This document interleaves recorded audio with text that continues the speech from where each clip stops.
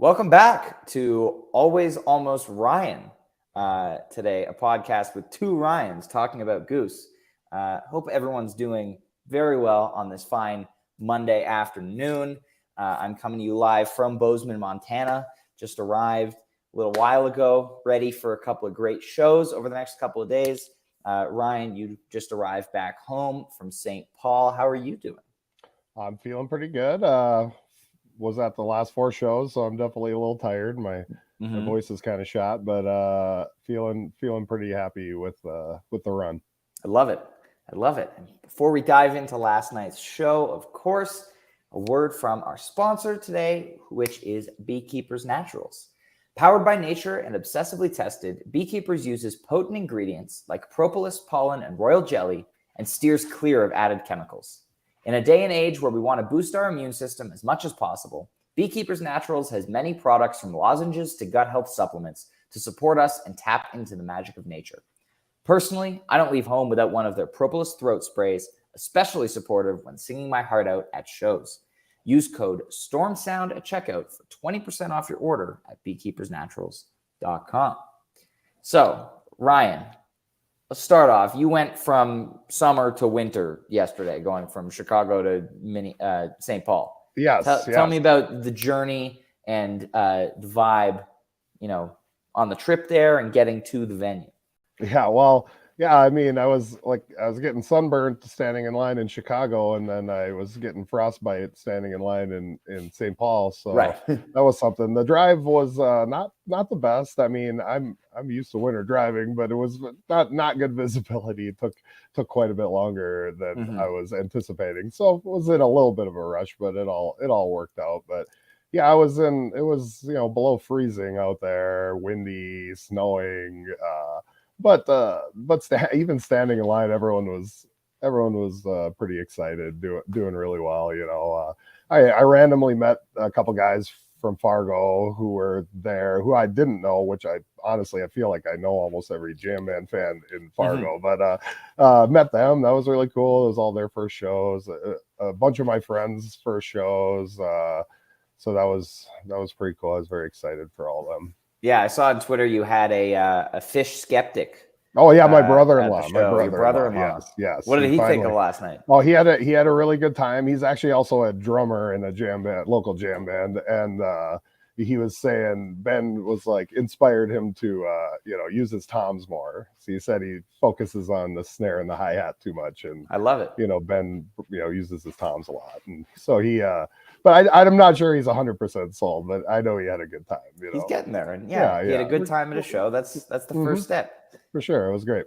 Awesome, and you were up at the rail as well. I got up to the rail, the very far end Pete side, and man, I didn't realize it at the time, but like all the subwoofers are stacked in front of the stage on each corner. So I was literally standing directly in front of half of the bass in that room. And I mean, those Trevor bombs and the Jeb bombs, I mean, about knocked my hat off. I haven't felt anything like that since like my old raver days. I mean, it was insane bass. Like, it was probably just where I was standing, but like that was my favorite sound of the tour, not to say that it sounded that good everywhere, but like just man, you really felt it right there. I love it.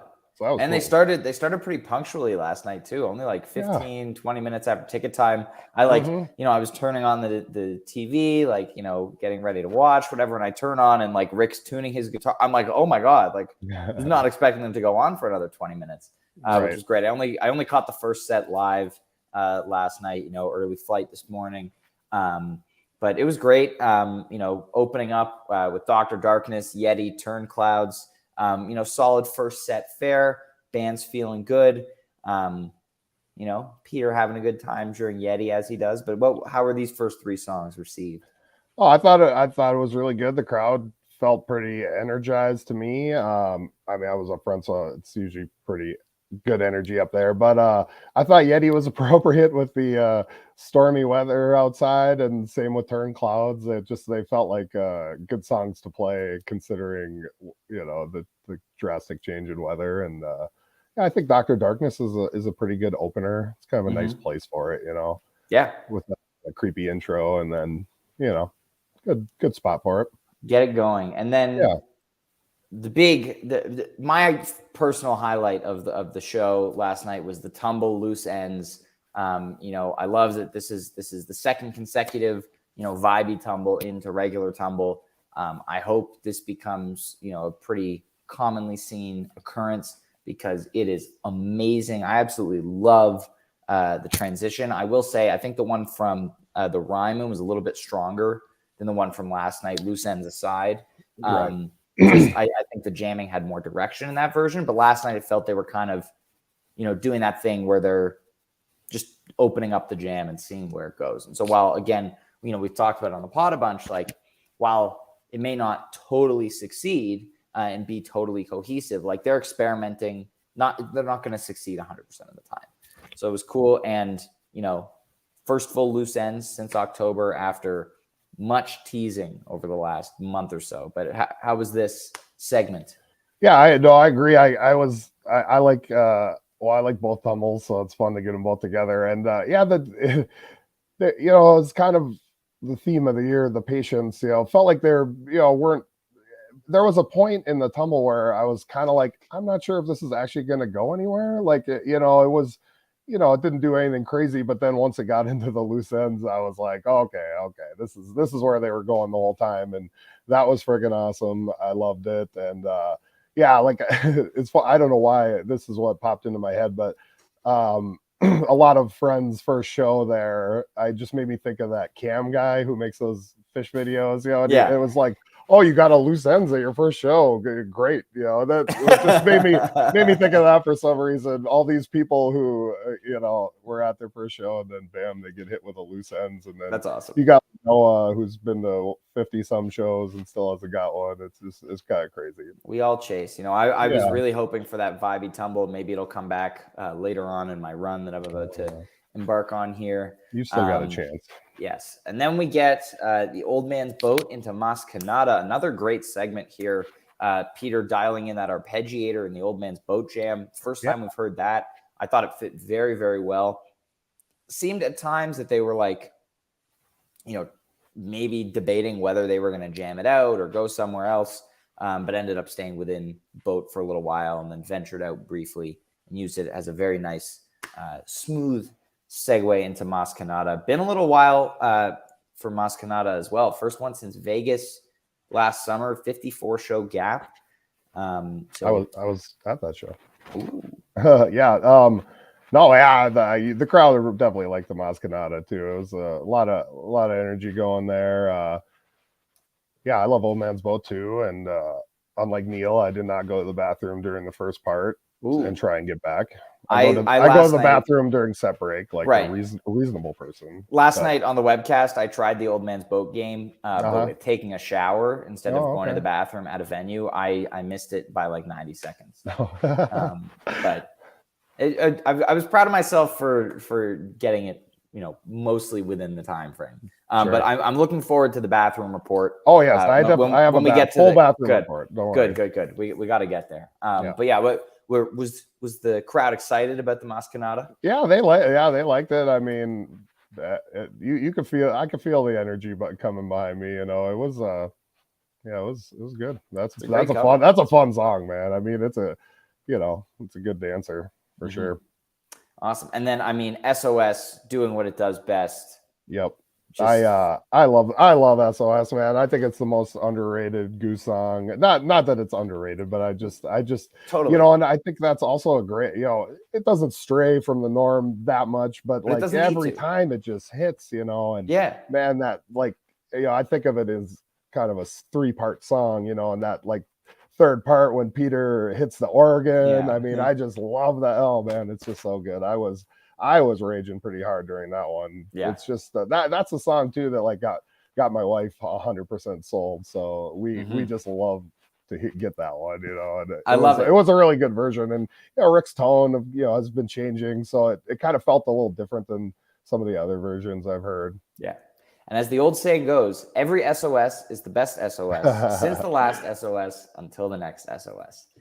That's right. So yeah, looking forward to catching more of those for sure. It is a song that It's 15 minutes. It's reliable. It delivers, and it does not need to do anything other than what it does. Yeah, and I love it as a set closer. Love it in that spot. That's one thing about the set list tonight. Maybe didn't blow you away, but I really liked where everything fit for the most part. Maybe not everything, but for most everything. Right, most everything. This first set I thought was very well structured and had good flow to it, for sure. I mean, like SOS set closer anywhere. Yeah. And yes, bathroom review podcast. We've reached set break, so. Bathroom report for the Palace Theater in St. Paul, Minnesota, please. Yeah, I thought it was great. I know Anna thought the toilet paper was too thin, but I didn't. Well, that's the ladies' bathroom experience. It's different than the. It was very efficient. It was downstairs, so I could see how that might be a problem if you were maybe partied a little too hard, but it was fine for me. But yeah, it was also, I like that it was downstairs, because the one bad thing about like the salt shed bathroom, not to go on a huge bathroom tangent, although that's, I guess, what we do. We're a bathroom review podcast. Like all the lines for the salt shed converged in one spot, and it was a little bit chaotic, but like going downstairs to the bathroom, it was good. I was in the bathroom out maybe 5 minutes, and I went right at set break. So like the busiest time. And then I went upstairs. There's a drinking fountain that I'm not sure anyone even knew was there, because there wasn't even a person in line. Filled up my water bottle, went back to my spot. Plenty of time. It worked out really good. Love it. So yeah, it was a all around good bathroom experiences this tour. I would say. Phenomenal. Yes. Well, thank you for the bathroom report. I will say the Sylvie was the best bathroom. Sylvie was the best bathroom of the weekend. The cleanest and probably the most efficient. I do have one more bathroom story about the salt shed. Hit us with it. Okay. So there was this guy. He did not work for the venue, but at set break, because there was the urinals, there was a long line of them at 12, 15. So many, we've been hearing there's many urinals at Salt so there's this guy, and he was there both nights, standing at the end, like directing traffic, yelling, saying, "Hey, I got room for one down here. I got room for two over here." And like the first time I went up and to go to the bathroom, and the guy next to me is like, "Does he work here?" And somebody else is like, "No, he doesn't work here. He's just having a good time."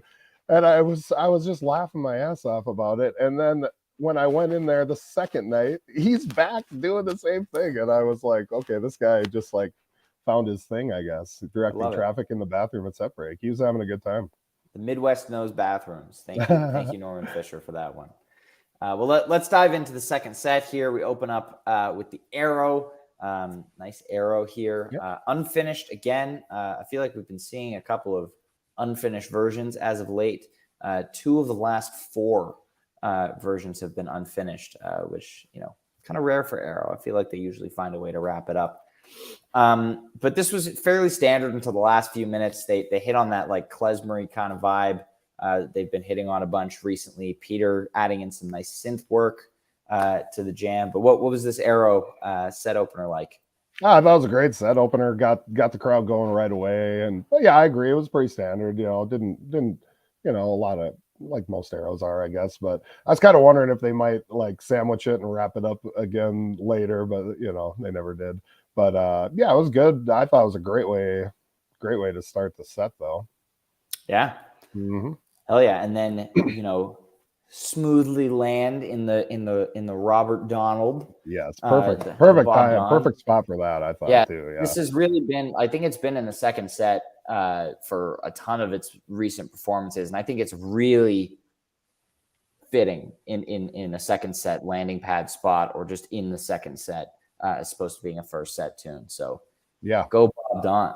Go Bob Don. It was good. That's the second set kind of was like that. It was like a bigger song into down, then back up, then down, but I sort of like that. Sometimes you need to catch your breath after a big jam, Yeah. nice pad, if you will. Yeah. And then after that, we get a flow down. Weird placement for this song, I think. A little bit. Yeah, not sure what that was like in the room, but I mean, I know when I woke up this morning and I saw that on the set list, I was like, okay, like, not sure how I feel about a mid-set 2 flow down. But what was that like in the venue? I mean, I felt like I felt like the crowd was pretty charged up all night, so I don't think anyone there was complaining about it. But I mean, it kept it's a good another just a dancey song. Everyone up on the rail was ripping it. It was good. Love it. My wife was wearing her flow down shirt, so she was happy.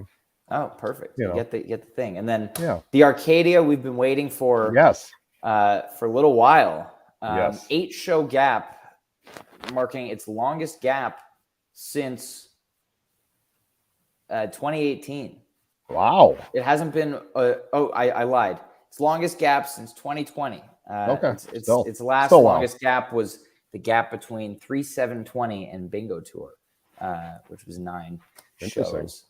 But before that, 2018. So this is a song that obviously, was played a lot. And so it was nice to hear it come back. The clav tone from Peter towards the beginning of the jam, like, oh my God. Oh yeah, for sure. I mean, I know that Trevor's been the MVP of the tour, but I think the clav was the MVP of last night. Peter, there was a lot of clav, hot tea later on too. But yeah, that was. I mean, who doesn't love the clav, right? I mean, I know I'm preaching to the choir. Yeah, exactly. Yeah. But I mean, the Arcadia, it felt short in the moment, but I'm sure Arcadia is pretty much my favorite song. So I was going really hard. I mean, I felt like it had to be coming. I mean, it's been my 8-pointer the last 4 shows, so it's fine. About time it hit. But yeah, I was really happy to get that. But yeah, then I saw it was 17 minutes. But I mean, I listened to it on the way home. I thought it was really good. It wasn't like anything to Vickers about or anything, but it was a great Arcadia. Yeah, there's no bad Arcadias, right? Absolutely, yeah. It's just such a great song. And then we get Eurasian, which I love, absolutely love this song. Still, it's this late second set ballad. I think it works incredibly well in this slot.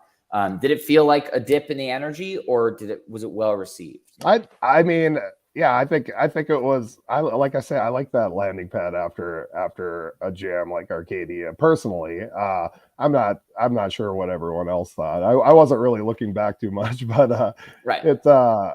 I mean, me and my friends, our whole crew, we enjoyed it. I like that song a lot too. Awesome. And then they brought it right back up afterwards. Anyway, well, of course, so hot tea cannot not bring up the energy. Yes. And second set tea closer, Sunday night, like getting it in. Yeah. No, that was good. There's a lot of some nice clav work on the hot tea as well. Of course. Which I certainly love that. Yeah, it was no, the energy was pretty much through the roof then. And like after Peter's clav, I'm sure you can even hear it in the recording, but after Peter's clav's solo part during somewhere in the hot tea, I mean, the crowd just erupted. Like, I got goosebumps hearing it, and that was pretty awesome. Yeah, I love those kinds of moments. Yeah, and I mean, he was really going to town on it, man. I mean, just hitting that thing. He hits that overdrive, cool. And he just starts smacking it. Yeah, good things are gonna happen. Yeah, that's just science. And then Way It Is encore, which I am very sad about. One show before I see them again. Way It Is a song I'm very much chasing. But was it? I mean, I certainly was surprised to see this pop up again so soon, especially because of the longer gaps we've been seeing on it the last year or so. But what was the reaction like to this in the encore slot? Yeah, I was really surprised too. It wasn't on my radar. I was just hoping it wasn't going to be a Doobie song, because I've had that several encores, and just not my favorite encore. So I was pumped to have this. I thought it was a great way to end the show. Kind of a great way to end this little Midwest run. It just kind of wrapped it all up really nice. A lot of my friends were at the Pines, Wisconsin show. So a lot of my friends had seen that already. So it wasn't like everybody's first time. It wasn't. It was my first one. But so a lot of people from that area were at that show. But it was man. I mean, you can't go wrong with that. And I'm not sure, have they ever done an encore of that? It was. I don't think so. Yeah, It seems like a first for that song. Yeah, it fit well. It fit well in the spot, I thought. I think we're missing jam vehicle way it is a little bit. The last few versions have been pretty contained, so we're looking for that to come back. But that would be great. Hopefully, this is an indication that it's going to be in a bit more regular rotation, which would be amazing because obviously it's an amazing cover. That's last night's show. We're back home. You're ready. Couch tour. Yes. For a little while now. A little bit. I'm so excited today. We had a connecting flight through Chicago today, and we walk up to the gate for our flight to Bozeman, and the first person I see is wearing a Goose sweatshirt. Nice. So shout out to Tom, who's going to be on the pod on Wednesday. Nice. Obviously I recruit people as I go. You got it. Yeah, but we had a good talk before. Just very excited for this run. Excited to see Goose. It's been a really long 3 weeks since the last time I saw them. I know what you mean. It's been tough. I've been jonesing. Yeah, but I don't know how I'm going to make it 2 weeks until New Orleans. Oh man, I keep thinking about how after this 8-show run that I'm doing, I don't get to see them again until Peach. Okay. For 2 months, which is like, I don't know what I'm going to do. Like.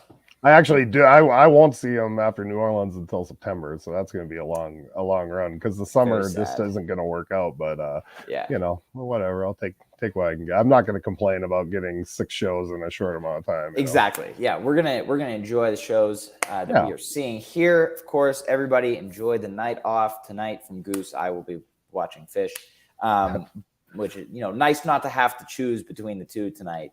Yeah, there you go. And the decisions are made for me for the rest of the run because I will be at Goose shows. So, there's no decision to be made there, obviously. Right. But yeah, thank you so much, Ryan, for being on today. It's been a pleasure thanks for having recapping a show with you. Look forward to chatting again soon and having you back on next time you're at shows, maybe even for New Orleans. I don't know if you've guessed for those shows yet. If you, I could, I don't know. I could probably swing something, even if I'm walking around somewhere. Yeah. On-site festival. A lot going on that weekend. Like, holy smokes, all the late, the Rick and Peter with the Days Between band and like Ben and Joel. Like, there is just so much. There's a lot happening. Yeah, for sure. And I've never been to New Orleans, so I'm pretty pumped to experience this. That's awesome. Yeah, that'll be fun. Yeah, that'll be fun. All right. Well, everybody enjoy the rest of your Monday. We will be back here on Wednesday afternoon at 3:30 p.m. Eastern to recap tomorrow night's show here in Bozeman, which is going to be a guaranteed good time. So thank you so much again for listening to this episode or watching this episode of Day After Show. Hope you have a fantastic day, and